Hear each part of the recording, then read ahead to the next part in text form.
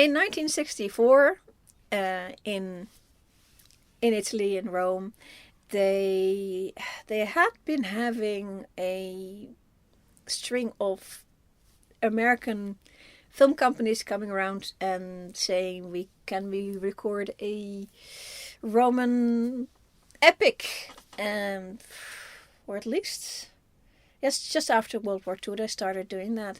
Roman epics. And so by 1964 they had like stuff in Italy, and Italians were starting to make their own epics. And some of better quality than others. And this one's interesting. That's why I have watched it a couple of times. I have long notes, which means that there's lots to be said about it. In 1964, we have the widescreen and letterbox size. I think this stuff is called Ultra Panavision. It doesn't really matter. It's wide. It's big. They know it. They make sure that you see it every single shot. And that's both a plus point to the movie. It is gorgeous. The vistas are wonderful. And the locations are also wonderful. And a mountain location in snow and all that stuff. The problem is, it's too slow. They show the thing a little bit too long. Every scene is a little bit too long. And I think that's maybe the style of maybe they thought, oh, there's lots to see. Let's give people time to see it. But that the pep goes a little bit out of the entire endeavor. And that's problem never goes away, unfortunately, throughout the entire 3 hours. This movie is 3 hours. But there is a lot of content, there's a lot of good stuff, and a lot of bad stuff to be said about it. It's the same thing. They have great actors, they have a great chunk of history to do. But when you watch it, you sort of go, okay, so they have like, there's a chariot race, and there's a gladiator type fight, and then there's something with lions getting possibly thrown to the lions. I don't think it ever actually happens. And there's a funeral pyre. Like they made a list of things we want to see in a Roman epic movie, and we just work down the list. And the chariot, and also the things like the chariot race is obviously inspired by Ben-Hur. There is a moment where Commodus and Livius are reconnect after a while, and the scene is exactly the same as the one in Ben-Hur. Even to the point that one of the persons there is the same as in Ben-Hur. It's the same guy who plays Masala, in Ben-Hur he plays the bad guy. Here he plays the good guy, Stephen Boyd. But the scene is another drinking scene, and it's almost Down Eras of Mars thing. It's the same. And there is a scene later with James Mason. James Mason is in this, and he's really good. Every scene with James Mason, he plays a Greek, and this is set in the year 180. So good 180 years after certain events. And this man is a early Christian, which is fair for this time. And he's not in any way a minority, and nor is it actually, I like this about the movie. This is not a major part of the movie. It's just a detail. This guy is a Greek, and he also happens to be a Christian. And the only way you find that out is in his demeanor a little bit. But the fact that he's wearing a symbol, an early cross symbol, which is slightly different from what they have now. This film has really good detail. And then the scene he does is he talks to a bunch of barbarians, some Goths who are trying to pick fights with the Romans, or the Romans picking fight with them. So it's politically difficult, but they're picking fights, and he wants to make peace. And the scene, this is one of the scenes that is worth watching this movie for. That scene is very good. And then the scene after that is really weak. This movie is so up and down like that. And then very early in the movie, it starts with Marcus Aurelius, Emperor Marcus Aurelius, already an older gentleman, and played by Alec Guinness. Again, chef's kiss. And what I noticed about his scene is that the lines that the character has are beautiful, wonderfully theatrical, almost Shakespearean. There's actually a moment where he actually has a soliloquy where he's just thinking by himself, and there's a voiceover of himself thinking these profound thoughts, and you're going, oh wow, this is the script writer is wonderful. And then you go to the next scene, and it's like the most inane melodrama, and you go, huh, what's going on? But when you do some research into Marcus Aurelius, you find out Marcus Aurelius, the real guy, he was a philosopher and an emperor, but philosopher. His philosophy was Stoicism, and there's lots of his stuff is left over. So the reason that these lines are good is because they are his lines. They are his actual lines, translated into English, of course. And again, the detail of this film picks that up and puts it in. And there's another moment, and I didn't even see it until I looked at I made some screen grabs so you can see here.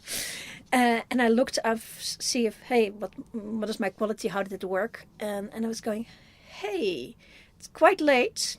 I realized that she, the daughter of Marcus Aurelius, but then she is a grown woman at this point, Lucilla, she's wearing quite a simple outfit, but with a pendant with a crescent moon on it. I'll show it here if I get a good shot of it.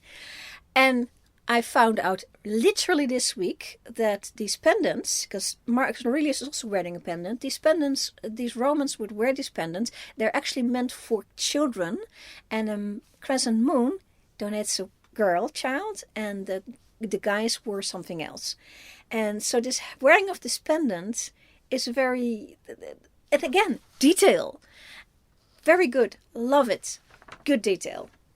We start with Marcus Aurelius. And we open with this guy. In reality, he was an emperor for a good 20 years. And in that time, with his philosophical mindset, this guy was on the road the entire time, going from one war to another war, to the third war, to the fourth war. This guy never sat still. He counts as a really good emperor, as far as anybody can be good as an emperor, but he tried. And even though he wanted to just sit there and write highbrow stuff, he did all the work necessary to be an emperor.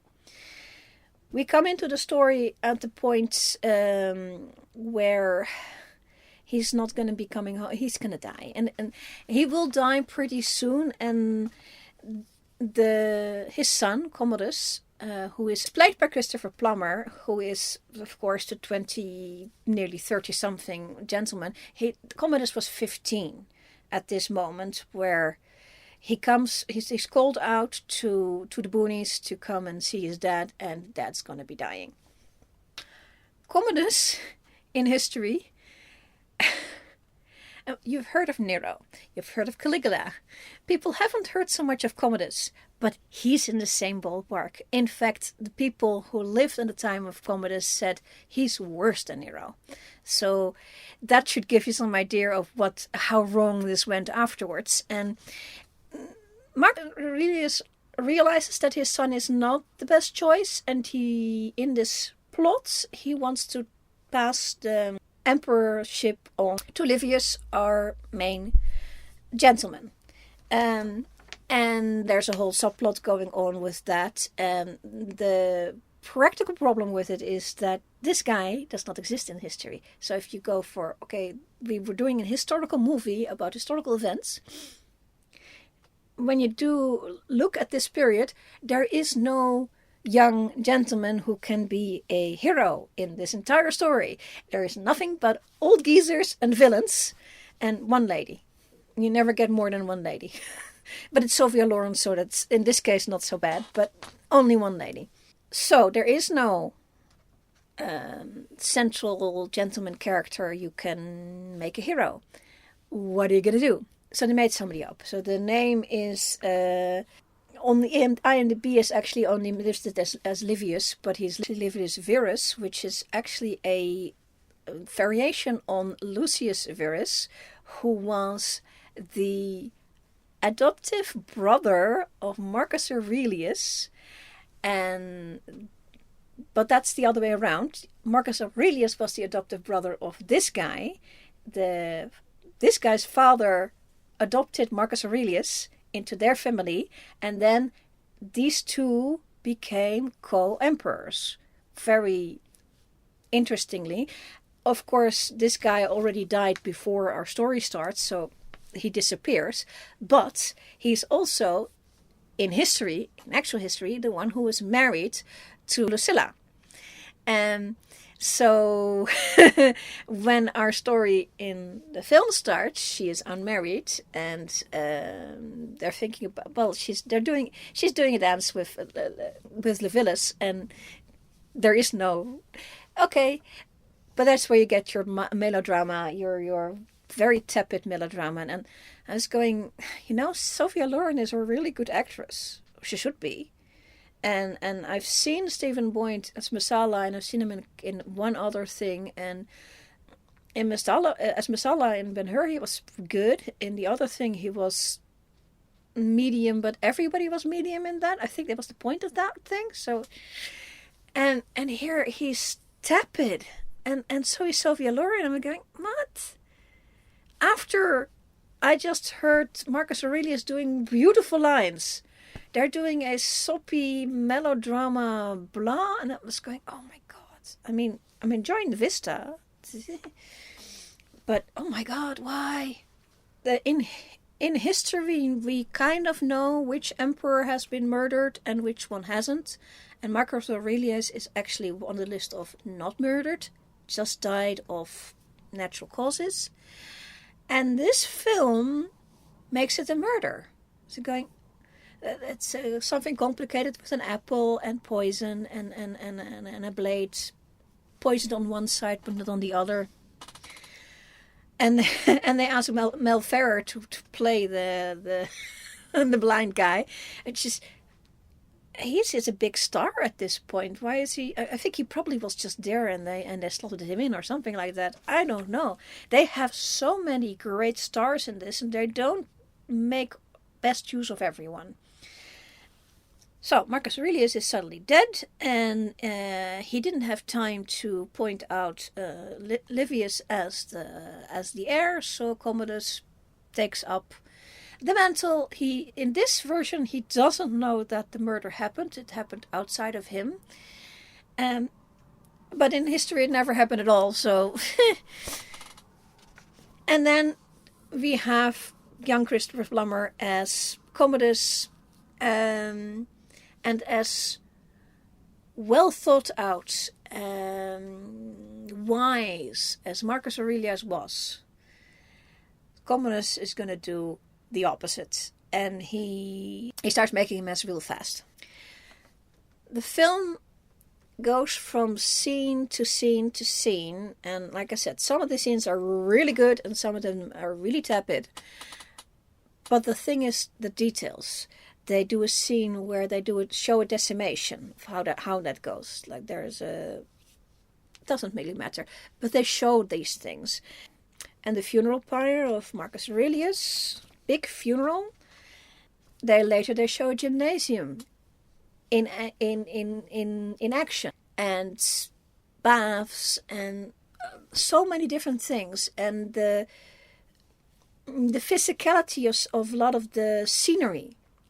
They had the opening scene is somewhere in the boonies in Germania. And they have a lovely fort. I have no idea where they got this fort from, but I think they probably built it. This was an expensive movie. They built that fort. The scenes in Rome, in her apartments, there's a most beautiful place that I couldn't find it again. So I think it is actual just scenery that they built it up and then tore it down afterwards. Of her, it's not really a boudoir. It was all marble and stuff. I'm not sure if of a boudoir can be marble, but it was all marble and another scene in the Senate where there's a lovely floor that has the entire map of the known empire on it. And I'm going, oh my God, they went all out. It is beautiful.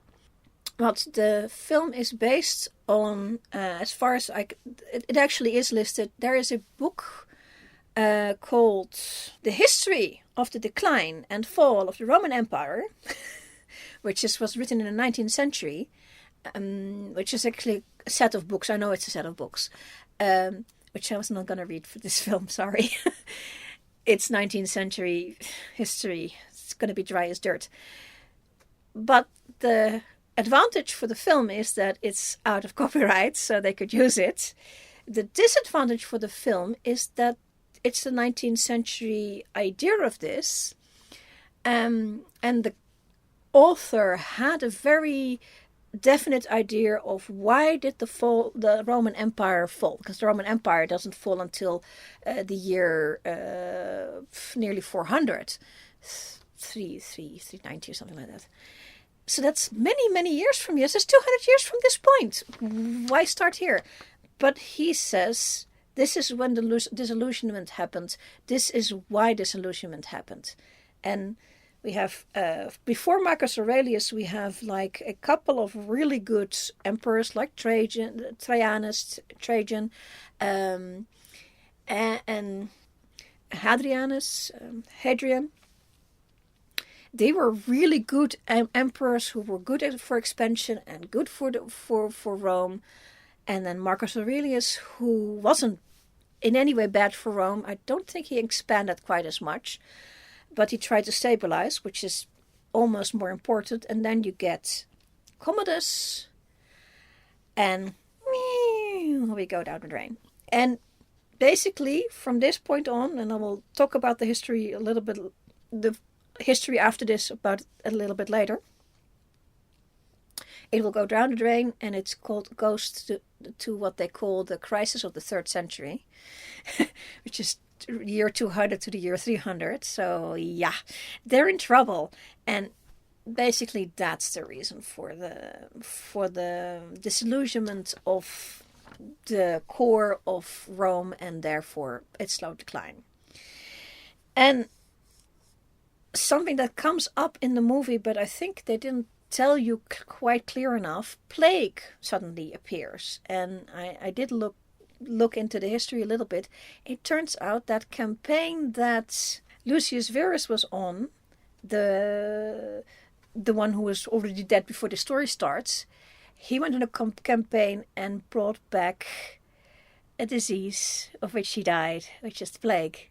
He brought the plague back, or his and his group. I mean, it was not just him, but so from that point onwards, they have the plague as a constant factor in Rome, and they're not going to be getting rid of it.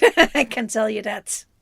Marcus Aurelius, in his opening speech, starts talking about a new idea, which is human frontiers. He thinks that the best way to make a stable empire is by weaponizing basically the humans at the edge of them, and to that end he actually meets a lot of, this is actually a beautiful scene to watch, a lot of different factions come to him, and they do a big reception parade basically on chariots in full regalia, in full ornate of their local, wherever they came from, and their speeches, and it's actually quite highbrow it's a proper. I mean, this is stuff that we would televise in the modern world. This is stuff you televise. And in this collection of people are two people that are interesting to mention, which is one was Pertinax, who becomes the emperor after Commodus. So, interesting name drop.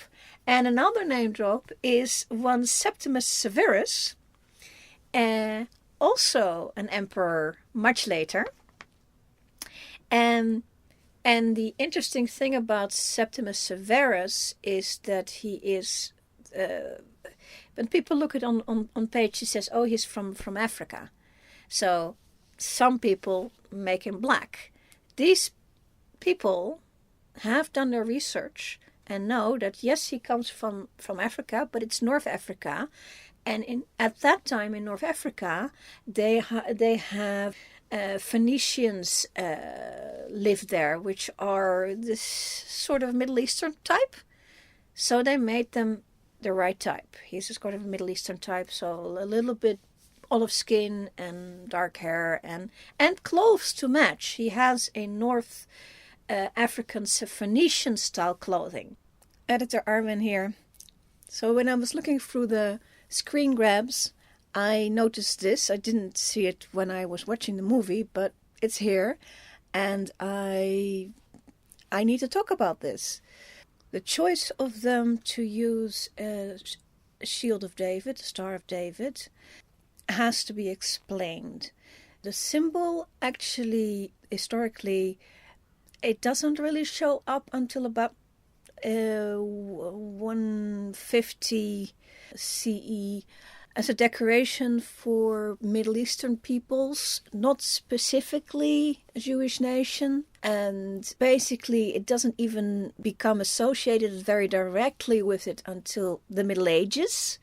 And it doesn't become a signifier of Judaism until the 19th century.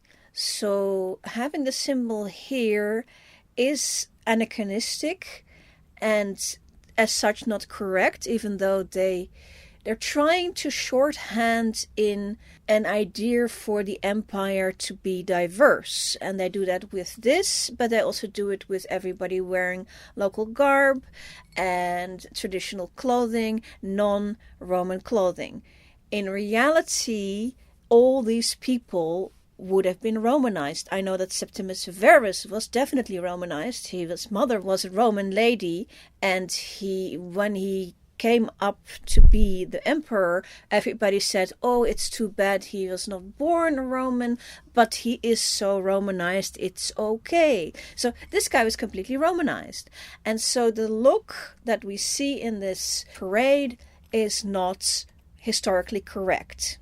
However, I understand for the film they had to do something to show the diversity. So, not correct, but understandable. Attention to detail, even as historically as possible, even though they make some, like the murder, that's it's not a mistake. It's a stylistic choice, I think, because it could have happened, but it's unlikely to have happened. But it's interesting for the story. If it's not particularly interesting for the story, they still put these details in that are... Because Septimus Severus, they're not even going to get to that point in this movie. At all. So it's something for the future, for part 3, of which was never made, or they were ever planning to make, because that's not the thing that they did, was plan multiple parts. So you already... Basically, you preset something that's never going to come into bank. But now I like the detail. I like it. It's because I recognize the names of the Pertinax and of Septimus Severus. And Pertinax, I'll have to look it up, but I think he was just... for Septimus Severus, at least I know that, yes, they did it correctly.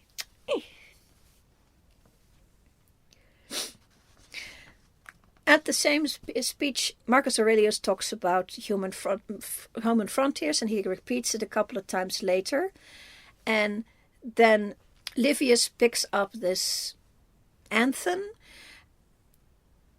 when Marcus Aurelius is dead and Commodus is declared emperor. Commodus charges Livius to become the commander of the army, and he does, and they go on campaigning for a while.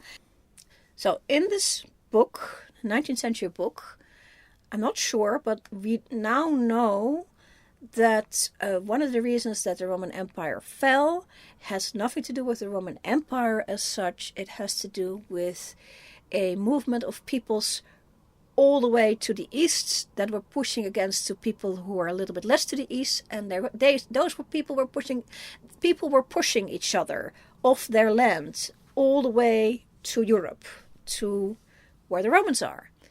And the Romans ran into these people, and that's where you have so many of those fights where you have like Germanic or Goths or whatever hitting onto Romans, onto Roman land. And first thing they do is they go ask the Romans, can we please join you, because we're being pushed from the back and communication's not great, so first you get a fight.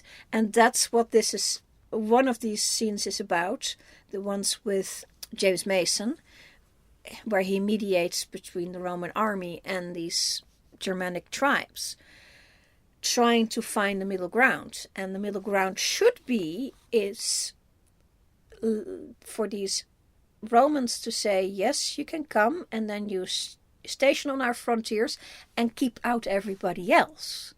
And that's what they do end up doing at this period. It goes wrong when they stop doing that about 200 years later. People, they start to stop these strangers from coming and settling and defending. Instead, the Romans make them the enemies, and that's when Rome goes down the drain, because these barbarians are being pushed. They have no choice. They are going to come, and they're going to come in droves and forever. And of course, Rome cannot know this other than feel it, but that's one of the reasons why the Roman Empire fell. Or in the Western Roman Empire, the Eastern Roman Empire lasted a lot longer, but they were smarter about it. So the idea, Marcus Aurelius' idea of human frontiers, of a Pax Romana, is a really good idea. And if they'd been able to do it, but then Commodus comes around, and Commodus is more of a let's see if we can break it kind of man, and see if we can poison the well, see if we can have like party forever. And to the point that he sells all the grain from the warehouses that are there for in case for famine, to pay for games, because games are better than food. Yeah. The movie makes it seem like Commodus was in power maybe a year, 2 years, 3 years, maybe. He was in power 12 years. And some of the troubles of Rome were not his fault. So this film suggests that he sold the grain stores, and therefore there is now famine, and there was already plague. Plague comes out of nowhere as the film goes. Of course, in reality, if you have plague, you also have pretty quickly, you will have a famine, because that's usually the way it goes. So I think maybe not on him. He was not useful in any way in a crisis, but I don't think he caused these things. He was incredibly unpopular. The film, because it is in 1964, the horrible way that this guy really was, they could not show it on a film in 1964. So they tried to just make him, and they don't even explain why he's bad. Politically, they explain why he's politically bad. That's why I think they're letting him sell the grain stores to show that he is rotten. He's a rotten man. But the excesses of actual emperors cannot be shown on film in 1964 or now in a film that is not, well, it's going to be R-rated, and I'm not even going to talk about it. And look, if you want to know what kind of stuff that these sort of people get up to, I suggest watching a television show called Claudius. It's the same kind of people. It's a little earlier, but oh my God. And this guy is worse. So look at that and then see this guy is worse. But they can't show that. So this film is kind of sanitized, and Christopher Plummer is a pretty good villain. He does it very scrumptiously. It is so full of like little tidbit references. Like there is a moment where I go, "Oh God, they've seen the Becket movie, the one." I looked it up. It's also 1964, but Becket is from a play, so people might have seen the play. The way that Commodus offers Livius the command the second or the third time they go around a couple of times, and the way he says, Livius says, "Don't offer this to me," and says Commodus, yes, I'm going to do it anyway, and of course it goes wrong. It's exactly the same as in Becket, and that the scene with the Germanic tribe and the Greek scholar played by James Mason. It is so reminiscent of a scene from the Vikings. Exactly the same vibe. And you know, there's a mention of Persians, which are, to a North European sense of history, not very important. To Romans and Italians, Persians are very important. Greeks also important. They always had problems with the Persians because they had a huge army and they more kept coming all the time. So they mention them. There is a battle and they don't do much with them. And there is a completely gratuitous mention of Armenia. I think that's because they could get Omar Sharif, and he does have a certain look, so maybe they said, okay, let's make you king of Armenia. They also needed to marry Lucilla off to somebody, because Lucilla was in reality married to that gentleman who's not there anymore, and then afterwards she married to somebody else who was completely uninteresting.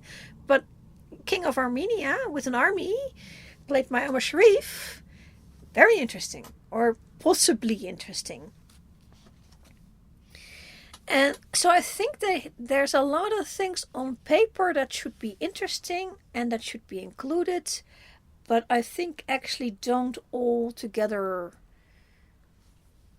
materialize, if you know what I mean. So Omar Sharif and Sophia Loren in a situation where she's being thrust at him and get married should be very interesting, and it's not. Which is a shame, and I think that's maybe a writing or directing or stylistic choices. Not sure. It's not Omar Sharif or Sophia Loren, because we know these are good actors, so it should be fine. Once the plague hits Rome starts to party. This movie has so many crowd scenes. Like there's the party scene in Rome. There's earlier when they're in Germania, they have like the entire army standing there while Marcus Aurelius talks. They have so many crowd scenes, and this is 1964. This is not CGI enhanced in any way. This is real crowd scenes, and everybody's fully dressed into the nines. They have, I'm going to go straight to the fashion because why not? I'll come back to some of the politics in a second. The fashion was very interesting.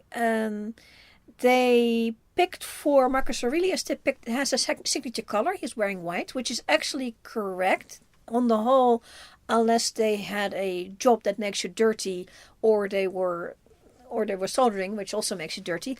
They would wear white because that's showing cleanliness, and so this guy is wearing white. It's a beautiful. He looks exactly like his statue with the curly hair. I have a statue over here. I'll have a better one over here. He looks exactly like that. Alec Guinness looks even more like Commodus, because Commodus actually looks he looks exactly like it, and I'll show you here. So they have him wear whites. And then they have Commodus wears black and gold, and then later gold and black, but those are his signature colors. And Livius always wears some sort of brown, and because he's a soldier, they wear the red. I found out by some other way that the soldiers would wear white on parade and red when they went fighting, and I think it's just to hide the fact that there's blood everywhere. Maybe. Also to look fierce. In the crowd scenes when they have the parade in Rome, everybody wears red, which actually looks so good on screen, because you have like the bleached out marble place, which is kind of white, and then these red figures moving around. It looks really awesome. So the choice of them, they should be wearing white, but them wearing red, good choice. So there's only one woman in this thing. It's not true. There is a woman standing to the side of Commodus, but she has no lines. And there's a lady from the Germanic tribe, and she wears Germanic dress, of course. She does have lines. The only one with actual lines is Sophia Loren. And what she's wearing is a little... I was going, what? I would say that she looks more like the stuff I think Empress Theodora would wear and she was a Byzantine empress some 500 years, something like that later. So she looks like that. She has the drapery and the headdress. Her hair is a little bit too much 1964, which is, I suppose. And one time she has it loose, which is an absolute no. That's not a thing. When she has it up, it's better, but it's too big for... Actually, the Romans did like it big, but they like it more stylized than she had it here. So, okay, that's fine.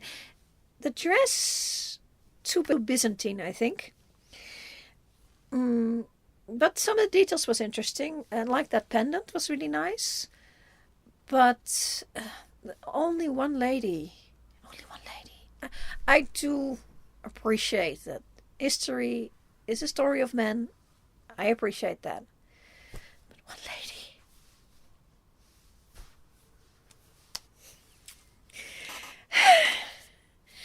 I have to say, the looks, the gentlemen's, the armors, and they made sure that every faction looks different. Really, this is a movie you should watch again, just looking at people, costumes, and just ignore the scene. Look at the costumes, look at the vista. It is so full of stuff. I'm sure I've missed a lot of stuff.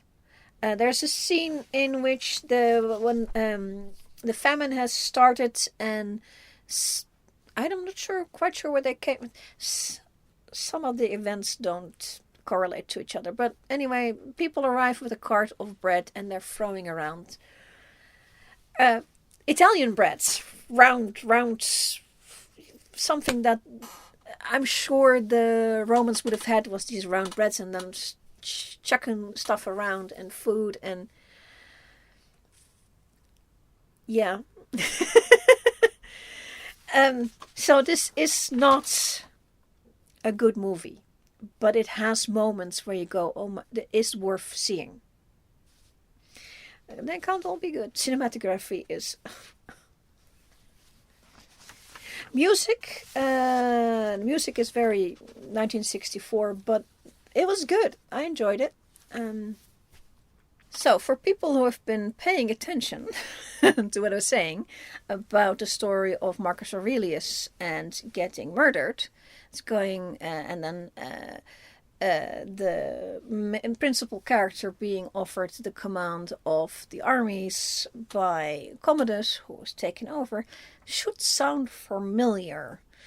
And of course it does for the people who have seen Gladiator, because it's the bloody same story. I'm sorry, and I actually rewatched both these movies and watched Gladiator today, and it's going. I thought these things. I remember the movies being similar, but I didn't realize they were this much the same. It's the same story. Marcus Aurelius is in this version. Commodus straight up kills him, smothers him in the most.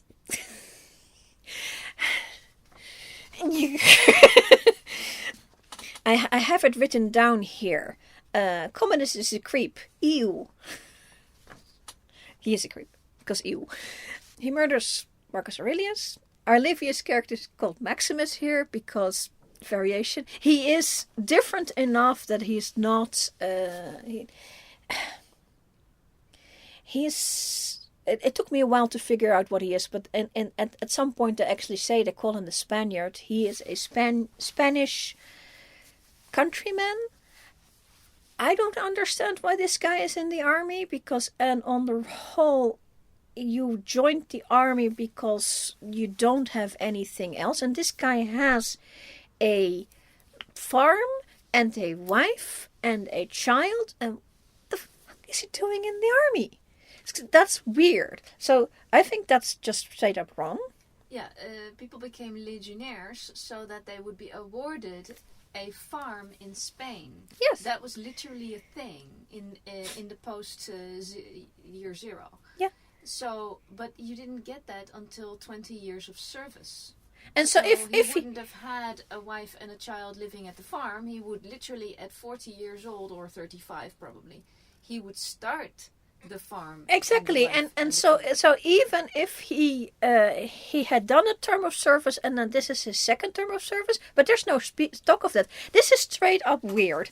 So I think the original choice of making him already a Roman patrician who happens to be already associated with Marcus Aurelius, because everybody knows each other, makes much more sense for this position. So he is, let's take it at face value, so he is a commander in the army. I think, yeah, he's a general, he's straight up a general. And there's lots of generals, but he's a good one, and they go to war. This movie also, it is 2000 beautiful. It's absolutely drop dead gorgeous. It is a lot rougher than the 1964 movie, because that's all. I mean, yes, they fight, but this is mud and blood and guts and. It's post Braveheart. It is post Braveheart. I don't think it's suffering from that. It's not being gross where it doesn't need to be. I mean, war is gross, and they are in Germania. It is Northern Europe. There is going to be mud there. Pretty much, they are like. I think there's something like in the region of what is now Poland and stuff. It's going to be muddy there, and that's okay. They are also so good at details. I watch Metatron because everybody watches Metatron. If you're interested in history, especially Roman history, you'd watch Metatron. And he talks about the lorica segmentata, which is the segmented armor, and of course the lorica hamata, which is the chainmail armor. And there's also the breastplate version, because I need to look up the title of that. And they're all in here. The archers are wearing the chainmail, and the regular fighters are wearing the segmentatas. Probably a little bit too much. I think everybody's dressed too richly, but that is pretty much always the case. I think actually in this 1964 movie, where the Germanic tribe is really dressed in what amounts to rags, but in this thing everybody is dressed beautifully. We have colored coding.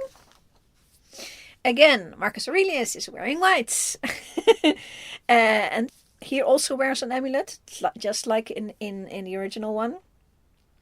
The signature color of Commodus is actually purple. purple, black, and then he changes it very late into white. I think he wants to be the good guy at the end. It's not going to happen. And Praetorian Guard wears black, which I think may be their actual color, because I've seen that before. Black, the Praetorians, not the. We'll look it up. Not that much. Well, there's a lot of red around, like rose petals that are red. And there's less red in the people, I think. The gladiators were blue, which I think probably. I remember that blue is hard to mix as a dye, so probably not. And then her fashion, there's only one woman. History sucks for women. Historically, this woman did not survive. Her brother, she tried to tried to assassinate him and failed, and so she goes like that in the first movie. Well, they try. I mean, she's the heroine. So. Anyway, I'm not quite sure what she's wearing in it. It's a beautiful ribbon moment. I'm gonna see if I can find a picture of it. It's a ribbon moment, and then later there's a corset moment, and go.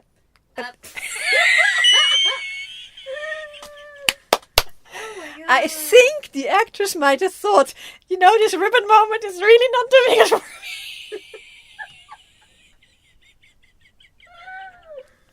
Oh my god.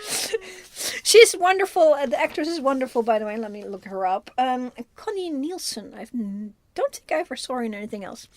Connie Nielsen. Richard Harris as Marcus Aurelius. Russell Crowe as Maximus. Joachim Phoenix as Commodus. He's really good, but ew. And the other theme that comes up in this is very strong. Well, because we have like a writer who likes to watch the movies, but also apparently TV shows, because they asked a certain English actor. There's a lot of English actors in this thing, because of course Romans are played by English people. Everybody knows that. Even in the 1964 Italian produced movie, we have our Livius character played by an Irishman. Who is blonde, by the way. Oh, it's a sort of reddish blonde. Yeah. Anyway, one of the consuls, Gracchus, Consul Gracchus, is played by Derek Jacobi. Yay! And for people who know that sort of stuff, and I did mention it, Claudius, the TV show from the 1975, off the top of my head, he plays Claudius the entire thing, from when he was a lad to when he was an old man. And I think every English person has certainly seen it, and a lot of people who know that when they're interested in history, they've seen it. I can highly recommend it. It is not for the faint of heart, but I can highly recommend it. And in that, and that's set about the year 30, something like that. 30 AD. So a good 150 years before these events. And in that, the premise is, because it's just Caesar has been murdered and Augustus took over, is in rule for many years, but then and he's pretty good, but the next two emperors, Tiberius and Caligula, Tiberius is meh, and Caligula is effing bad. And then Claudius comes onto the scene, and he has, in this version of it, and that's just that version of a book, which was made into that series, Claudius keeps trying, even though he's emperor, saying, I want the Republic back. Republic is the better way to go. And it was already pushing it in that book. So about between 30 and 50 AD. It was already pushing it because there's no going back. But 180 AD, and it's not in a 1964 movie because it's not a conversation. They're having it here because they have Derek Jacobi, obviously, because you have to ask. I mean, you ask him, and if he's available, he's going to say yes. So he's available. He said yes. He actually has a bigger role than I remembered, because he's actually quite a big role. And the conversation is that Marcus Aurelius wanted the Republic back as well as an emperor, and that's why he wanted to give the command to Maximus and with the direction, make it happen. And yeah, no, sorry. So that's a kind of weird reference what's in here. They have an attention to detail. We have a lot of vistas that are worth seeing for just this movie, and ignore all the rest. We have a field hospital. He walks through a field hospital at the end after the battle is over. There are banners and braziers and camp followers, and the detail of that is beautiful. I mean, absolutely want to see a picture book of the big pictures of these things in detail. It's beautiful. Music also. Cinematography also wonderful. Acting wonderful. We're talking story is the problem. So you have this guy who has a home to go to, who is now at war for I don't know what reason, and he's getting the directive from Marcus Aurelius, make the place a republic again, which is of course impossible. But then Marcus Aurelius dies or is murdered before he gets a chance to pass on the official succession to Maximus. And Commodus takes over and makes a royal mess of things. A big mess. I have written here, big mess. There's also the sister. So Lucilla was always Commodus' sister. And here he is really ill with her. She has, from her previous marriage, a child. There is no in actual reality she had a second husband. In the original history she tried to assassinate him and got caught, was executed. Her husband was accused as well, but he was declared innocent. He apparently didn't know anything about it, and he got away with it. In the 1964 version, Livius comes to rescue Lucilla, and there is this gratuitous duel in the middle of an arena, sort of a makeshift arena, in which Commodus has always felt jealousy of Livius, maybe the attention that his father gave Livius. It's not quite clear in this thing. He's just jealous. And so he says, because he has this thing about being a gladiator, he's somehow, and he does train. That's where the gymnasium comes in. He trains as a gladiator, so he wants to show the world that he's stronger than. Yeah, that's the peanut gallery didn't know that. I'll explain. In reality, one of the reasons why he was so unpopular with the Romans, I mean, we don't care about this sort of thing, but they did, is that he wanted to train with the gladiators. And to the Romans, that's tantamount to saying, "Oh, I want to be star in a porno flick." Yeah. Basically, yes. Yeah. And he wants to go train as a gladiator and also take part in gladiatorial. And the Romans were going hell with the no, but they couldn't stop him because he was emperor. So he was an embarrassment. In reality, this guy was murdered in his bath by, I think, I'm not sure. I'll have to look up who murdered him, but he was murdered in the bath. This is history. The 1964 film thought that was a little bit meh, so they murder somebody else in the bath. And somebody does get murdered in the bath, but...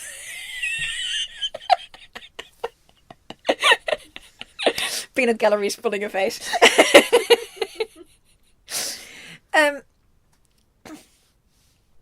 So they want a big end at the end, so they have a moment where, completely contrived, there's a duel between Livius and Commodus. So these young actors, who are both very fit and very good at stage fighting, can do some stage fighting, which is actually quite interesting. They use sort of these javelin type throwing, that's part wood and part metal. They can whack people over the head and throw them. I hadn't seen them before, and very interesting. And so you get a pretty interesting fight. They do try to make whatever they wrote on paper at least interesting. It ends predictably with Commodus dead, and that's pretty much where the film ends, except not quite, because then who is going to be emperor if there's no issue to Commodus? Also, even there would have been a baby, so there wouldn't have been any. They don't do that in Rome. Is put a child on the throne. It's not a thing. So they say, tell Livius, hey, you wanna hail Emperor Livius? And he says, hell with the no. and basically what he says is, I want to take my girl and skedoodle. And I was looking at that and going, that's not a thing. He sort of says, we'll go somewhere else. There is nowhere else. In a Roman world, there is literally nowhere else.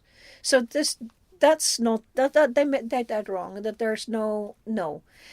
But since this character doesn't exist in history, what are you going to do with him?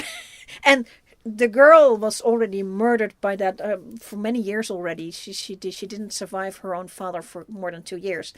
So there's no girl and there's no guy, so there's no happy end. Also no battle at the end. So in reality, he was just murdered in the bath. Of course, the Gladiator film can't sit with that as well.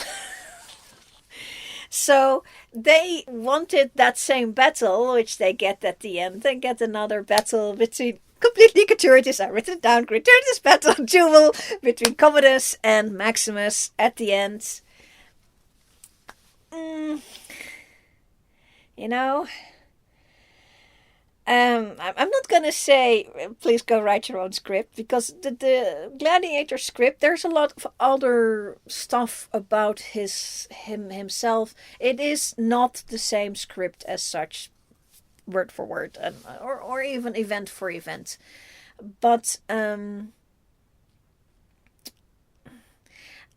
I didn't like the way that the Gladiator film picked up the changes that the 1964 film made to history and just picked it up as gospel. The murder of Marcus Aurelius did not happen. And Gladiator not only did it, but they doubled down on it, because here Commodus does it actively, whereas in the other one, I think he suspected, but he didn't actually do it, nor he was deported to it.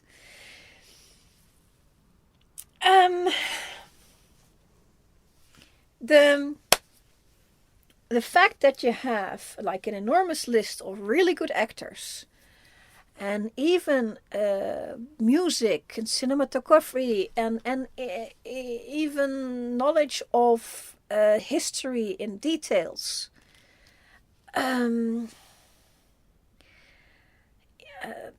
I don't know if this is a writing issue or a directing issue. I think the pacing of the 1964 one that's a directing issue, or a fashion of the day issue, because I've seen other movies of the day that are also slow.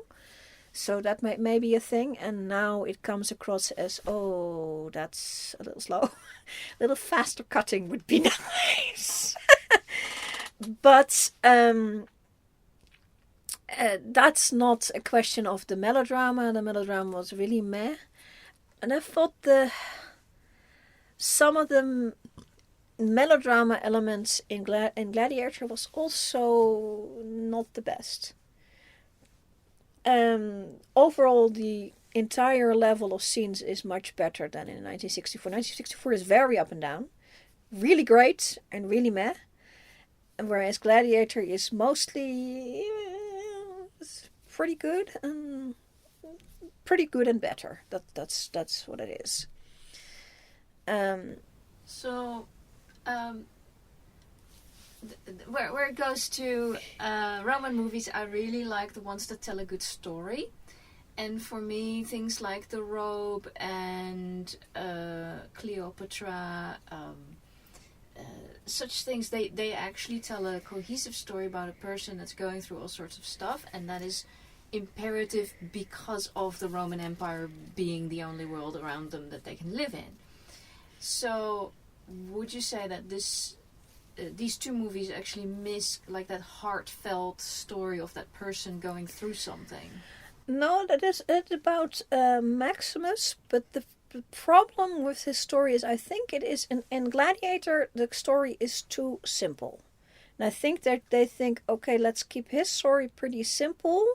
He is offered the job of becoming, of not going home and staying on as a general, and he turns it down, and Commodus is pissed off and murders his entire family and nearly him, and puts him on the road to gladiatorhood, and then he has to figure out how to do that.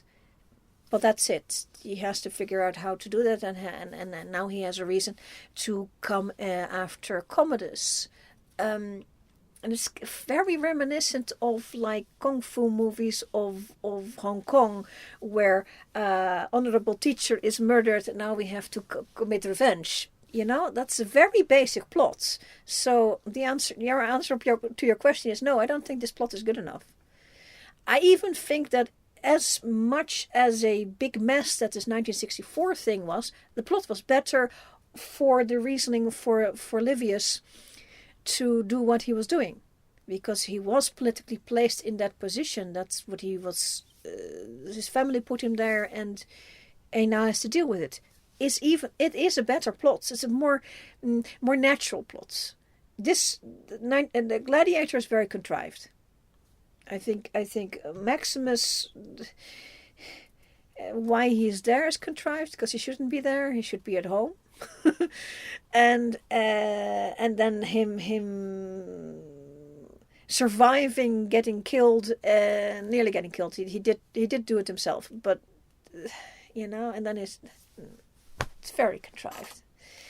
Beautiful music, by the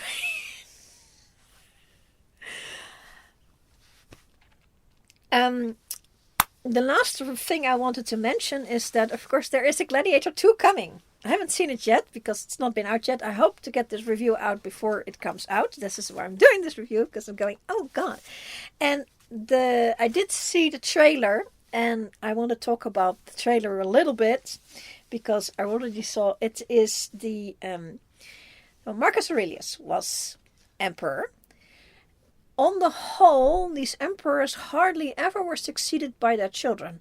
And literally every time they turned out to be effing bad. And guess Commodus, natural child, he was effing bad. Commodus does not leave behind any children. And the 1964 film actually goes towards what happens next, because that almost the next moment, a person, it's Passion X, but they don't tell you. Person X stands up and offers the Praetorian Guard a F-ton of money if they will crown him emperor. And the Praetorian Guard says, the Praetorian Guard is a very interesting thing that one needs to mention that they don't talk about this, but you will notice in other Roman epics are there, and the Praetorian Guards was a specialized unit of the army, just there to protect the emperor. It was a very cushy job. Everybody wanted it, and nobody wanted to give it up. And if your emperor is dead, that means you'd have to go to the regular army. No. So, being offered a lot of money by another gentleman for them to become emperor, we don't care which gentleman it is, as long as he has money, and we keep our costly job. So the Praetorian Guards accept. This guy is instituted, and then after a couple of days, or I think a month or something, the Praetorian Guards comes and says, can we have the money? And the guy says, well, I actually don't have it. And the Praetorian Guard says, oh yeah, dead. Yeah. Yeah. And as dumb as that sounds even more dumb that this happened the second time and the third time. And there was also one. I think there was also one other person as well. But by the time, because every time an emperor has been inaugurated, it takes at least a couple of days. I think 30 days each time. Time passes, and at some point, Septimus Severus, who was in Africa, he was in Algiers where he belongs. He had heard about it, goes on his chariots all the way North Africa, Strait of Gibraltar, Spain, all the way through France to Italy. And by the time he actually arrives, enough idiots have been killed that they are ready to actually declare a proper emperor. And Septimus Severus was a pretty good. He was a good general. He was a fair administrator of the region he was in Algiers, modern day Algiers. I think it was called the province of Africa, but it is now Algiers. So he was a good general, fair administrator. He was not a really good emperor. He was not a horrible emperor, but he was not a good one.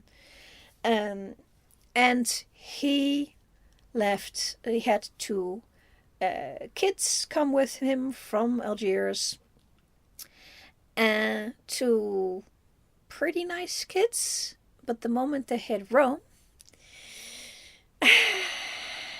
absolute power corrupts absolutely. Yeah, and these were young kids. So again, these natural kids of this emperor, I said it before, every time that happens, it's bad. And these Caracalla and Geta are the ones you are going to be seeing in Gladiator II. Yay! So expect a shitfest, because it's gonna be a shitfest. So it's a little bit later. No spoiler for Gladiator, but it doesn't end well at the end. So there is no Russell Crowe in the next one, unless they did a little bit of magic, of movie magic. But no, there's no Russell Crowe. I'm gonna go see it.